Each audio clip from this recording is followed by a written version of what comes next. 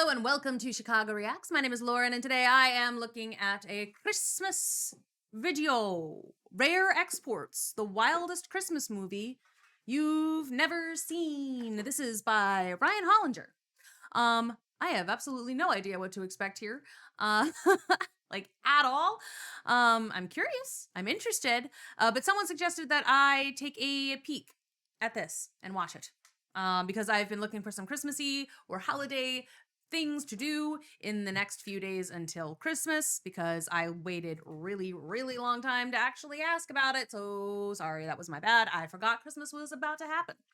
Kind of snuck up on me, just like it does every year.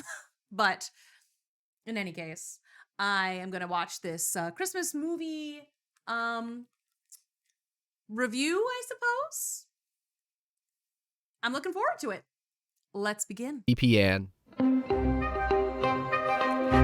Ah yes, the Europeans are at it again with their weird yet wonderful interpretations of Christmas misery. By now, most of us are familiar with the anti-Santa known as Krampus, who punishes all the naughty children by either beating them senseless or devouring them completely, depending on which country's interpretation you seek to scare the shite out of your annoying nieces and nephews. I've mostly heard the one where he eats you. However, Finland in particular is no stranger to our main man Santa, ever since early 20th century radio presenter Marcus Raudio popularized the myth that the Korvatuntori mountain in Lapland is the home to Santa Claus, leading to a very lucrative spot for tourism ever since. That concept of commercializing Christmas will play a big part into the film we're about to discuss, as in 2010, Finnish filmmaker Jalmari Helander adapted his short film Rare Exports, the story of a corporation that tames wild Santas and exports them globally to fulfill their annual duties. Wild Santas, huh? Okay, sure. There's a lot of okay. You know what? I will remind myself that Finland came up with this one. Into a feature-length fantasy horror. The feature film is basically a prequel to the short film's concept, by focusing on the discovery of a frozen feral Santa Claus deep within the Korvatuntori mountain, where upon its defrosting and inevitable escape, turns its setup into a surprisingly moody affair. I'm going to say this out the gate. Rare Exports isn't really a comedy despite the absurd and farcical nature of its concept. It takes itself remarkably seriously, both as a partial tongue-in-cheek satire akin to Norway's fantastic found footage flick Trollhunter, and as a committed effort to making a tense, ugly, and surprisingly poignant survival drama about poverty, capitalism, and the fractured relationship between a boy and his father. You know, typical post-war European cinema type stuff. This is one of those rare cases where I think it's best you know what you're getting into, because while it doesn't suffer from the tone— Oh my god, oh my god, oh my god, oh my god, oh my god. I just realized, I just had a, oh my god. Okay, hey guys, guess what movie is on this flash drive?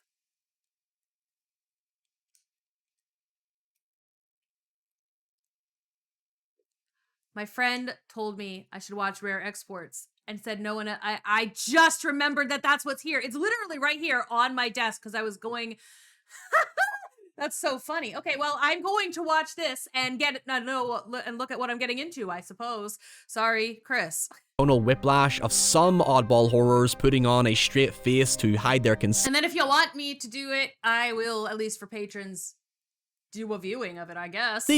If you honestly set the wrong expectations, you'll likely go through the entire film waiting for a punchline, only to be met with a stiff, brooding stare down from Finnish survivalists who don't see anything funny about a butt-ass naked Santa Claus. That said, if you're in the mood for an unabashedly cynical, albeit weirdly heartfelt commentary on surviving the coldness of capitalism and fatherhood, there's a lot to appreciate about Rare Exports. It does sound As we go along, please fire your thoughts in the comments below, including what I should cover next. And while we're on the topic, here are a few words from this video sponsor, ExpressVPN. So Christmas can only mean one thing: time to watch movies. However, as horror fans, especially niche horror fans, most of you know what it's like dealing with the limitations and lack of variety on the streaming services in your country. That's why I'm going to show you a few examples of how ExpressVPN allows you, just like I, to get the most value and joy out of the services you pay for this holiday season. Think of it as my Christmas gift of wisdom to you. When it comes to Christmas horror classics, with Shudder UK, I can access Christmas Evil, but with the ExpressVPN app, I can select a US location from a list of 94 countries and use Shudder US to watch the ultimate bleak Xmas slasher Black Christmas. Conversely, if you live outside the UK and use Netflix, you can switch to Netflix UK to access the fun-filled creature feature Krampus, which pairs nicely with the topic of this video. Okay. Maybe you're a Disney Plus subscriber in the US, in which case switch to Canada or the UK to unlock an entirely new collection called Star, which includes the magical masterpiece that is Die Hard. Cool. And hey, after all that adrenaline-fueled chaos, why not relax by This was 2 switching years to ago, this Paramount video. Plus Australia and watch the lovable nonsense that is Elf. I use ExpressVPN all the time to discover new and exciting gems and experiment with different services to find the right escapism to suit my needs, because without a VPN, it's like sitting down to Christmas dinner, but you're only allowed to eat the potatoes and sprouts. Like, what gives? ExpressVPN has received glowing reviews by various outlets and maintains fast internet speeds to ensure your streaming quality stays in HD. Simply go to expressvpn.com/Ryan and find out how you can get 3 months free and make the most out of what you watch this Christmas and beyond. I have no idea if that still works, but you could at least look into it. Rare Exports begins by establishing a British-American drilling expedition known as Sub-Zero, who upon collecting geographical samples atop the Korvattunturi mountain, unearth what is known in Finland as Joulupukki, or sometimes translated as Christmas goat in English. As legend would have it, according to the film, before the incarnation of Santa we know today, Joulupukki was said to be a horned creature that punished naughty children every Christmas, much like Krampus, resulting in a young boy called Pietri reading too much into it and preparing himself to meet his fate as Christmas quickly approaches. Yeah, sorry to break it to you, but discovering Santa isn't real isn't the bad news. The bad news is that the real Santa is supposedly a bit of a bastard. In fact, the specific joke that kicked my childhood right in the face was when Pietri says that the Coca-Cola Santa is a hoax. If anyone knows that Holidays Are Coming hype song, you know the P in that line brought me. Pietri lives with his father Runo, a cold-hearted reindeer hunter who consistently scorns his son's innocence and attempts at love to uphold a toxic, stoic, burly, manly man act that's very slowly chipped away as the horrors intensify. Okay. Oh no, this kid cry. I hate it when kids cry in movies, especially if they're good actors. There's like, oh my god. Okay, so there was a scene in Once Upon a Time before I stopped watching Once Upon a Time, but there was like the character who like has the typewriter.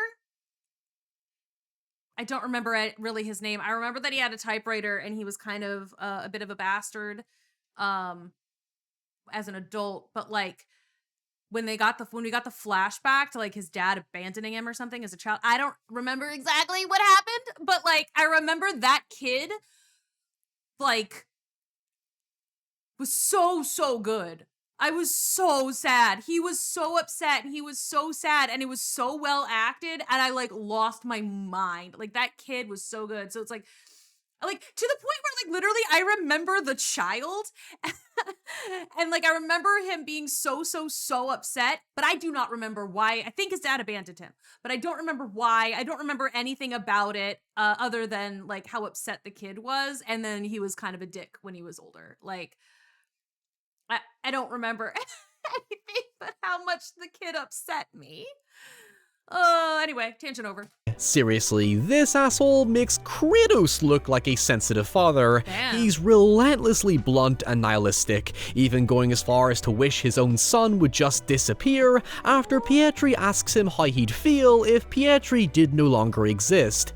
Yeah, he's incredibly difficult to sympathize with. The reality is, Runo's behavior is due to his severe grieving over the death of his wife, channeling his unjustifiable resentment investment into Pietri while trying to resist it by fulfilling his wife's motherly duties, but without the emotional support to make his son feel loved, wanted, or protected. I wasn't being hyperbolic when I said the film was cynical. There's this prevailing theme of disillusionment that's conveyed throughout, as Pietri and the other children don't see the whimsical wonderland we've come to associate with Christmas due to them being on the brink of poverty. Runo and his comrades are specifically established to own a reindeer company, which is not only suffering from financial hardship due to the residual effects of the Great Recession. I say this largely because the film released post-recession and deals heavily with the burdens of their business, but is believed to be severely disrupted by the drilling company. Wow. Runo accuses them of inadvertently killing their reindeer after discovering no evidence of wolves. However, before the group can confront the drilling company, they discover the site absent of personnel and a mysterious giant hole where something was clearly taken from. The real meat of the story begins when Runo builds an illegal wolf trap on Christmas Eve to protect his remaining reindeer, only to find a seemingly malnourished naked Santa dead below the following day. From this point, the movie takes a sudden violent turn when Runo suggests chopping up and disposing of the body with the aid of his friends, only to soon discover that the Santa is miraculously still alive. We can deduce that the reason for Santa's escape was because Pietri was responsible for creating a hole in the drilling company's fence to snoop on their operations, hence the preparations for punishment he goes through as he withholds the truth from his father. Now, here's the point about the film that might prove divisive. While that jarring decision to carve up a body seems incredibly out of place for the grounded portrayal of its characters, it does somewhat feed into their cold survival of the fittest mentality their lives are dictated by. There's a distinct moral absence, or rather disconnect, amongst the characters, as everyone but Pietri is apathetic towards the season of goodwill and kindness, representing the antithesis of what Christmas is ought to symbolize. Still don't know why they're gonna chop him up. I mean, I guess they want to get rid of it. Like, they're like, there's a body that we could get in trouble for. It's dead. Like, we didn't do it, but we could still get in trouble for it. Gotta dispose of it. I guess I could kind of see the practicality there. It shows them humoring the absurd extremities they're willing to go to out of desperation. It doesn't necessarily have to make logical sense given the quirks of the story. It's just a really dark joke about how blindly consumed by death Runo is in his life. While I cannot spoil the ending just yet, let's just say the payoff is essentially building towards how commercialized and opportunistic Christmas has become, and made even more apparent during a time of immense financial pressure where folks must do what they can to endure. Being vague until I talk about it, the outcome pretty much sees the characters exploit the situation for themselves to better their crippling financial circumstances, but again, this will all make sense when I eventually reveal what exactly is going on. Okay. We have Santa Claus. Rare Exports doesn't preach a moral lesson, by the way. If anything, it does the opposite. It takes its silly, farcical premise and, dare I say, subverts your expectations by turning it into quite a gritty watch that's so bleak to the point of being bizarrely humorous. At this point, I'm going to start getting into the horror aspects of the film before moving on to the big reveals, so prepare to have your Christmas compromise. So many spoilers! It might surprise you to know that a fair chunk of the film actually takes place in Runo's slaughterhouse, where after Santa awakens, they can't really decide what to do with him until they learn other children in town have disappeared, with Santa being attracted to the scent of naughty children. Yep, that's a line I've committed to saying. They eventually decide to make up for lost business by literally attempting to sell Santa back to the drilling company, with the drilling company's leader Riley revealing the situation to be much more complicated than it first appeared. So I've been withholding a very crucial plot point that turns everything on its head. That's not Santa they're dealing with. It's one of his little helpers. Yep, that's an elf? That old man is actually an elf, with the real Santa being this nasty looking fucker they've been trying to defrost this entire time. Whoa! With the local children serving as gifts for him to feed on. Oh my God. It's relatively easy to overlook an inconsequential point made earlier in the film by the police about the town's electric heaters all strangely going missing, and to see it actually have a payoff was pretty neat. Things only proceed to get worse when a full-on army of elves appear in all their frustratingly naked glory, turning the film into something akin to the final 10 minutes of The Thing, where the team devise a plan to stop the invasion with the limited resources they have, which, if you know where I'm going with this, means blowing everything up before the big bad can escape. By this point, I was just completely enamored by what was unfolding. I didn't think for a moment the film would go in this direction. I was expecting a light slasher-esque creature feature of sorts, so to see it turn into this? I'm genuinely lost for words. Okay. It really was one of those movies where I just went with the flow of it. I didn't overthink my expectations and eventually settled into its weird, eccentric kitchen sink ways. We do finally see Runo show love and gratefulness for Pietri, who leads the group into herding the elves into a reindeer pen as a way of redeeming himself off the naughty list, while the others blow up Santa, but of course not before stealing his antlers because profit. I guess if there was a punchline, that would be it. We see Runo and his crew then form a company called Rare Exports, which contain, train, and export elves as mall and event Santas around the world.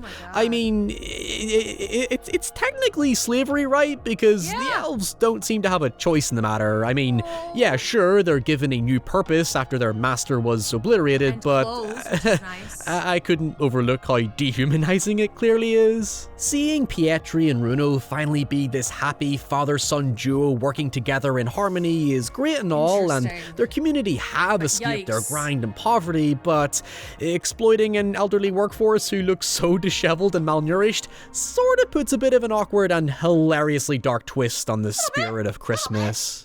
And that concludes Rare Exports. Who would have thought this would be my penultimate video of 2022? I'm honestly surprised we made it this far, but here we are. Hopefully we get to keep on doing this. In the comments below, please tell me what your favorite horror film or any specific media in general was of 2022. I'm curious to see if I missed any bangers, as the cool kids say. I don't get much time to see a lot of recent releases because I'm always busy making these videos.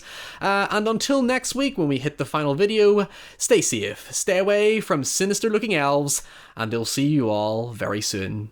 Bye. Bye. Okay. Here, just proving to you, I just put the USB drive in there. This is what is on here. It is this movie. A media player, let's go to VLC.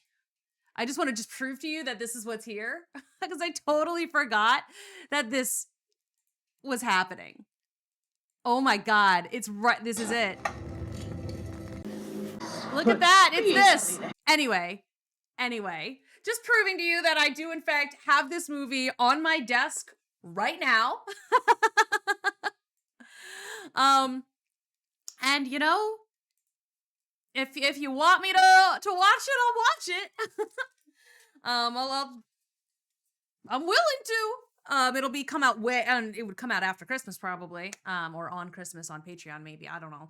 Anyway, I just wanted to the weirdest, because someone suggested I watch this particular video. Like, this is a video that was suggested to me to watch, for this week, and the fact that I literally had the movie on my desk. Hilarious. Such a weird twist of fate. It feels super serendipitous. Anyway, thank you so much for watching. If you do want to see me watch the video, I will watch the movie. And I will see you in the next one. Happy Christmas!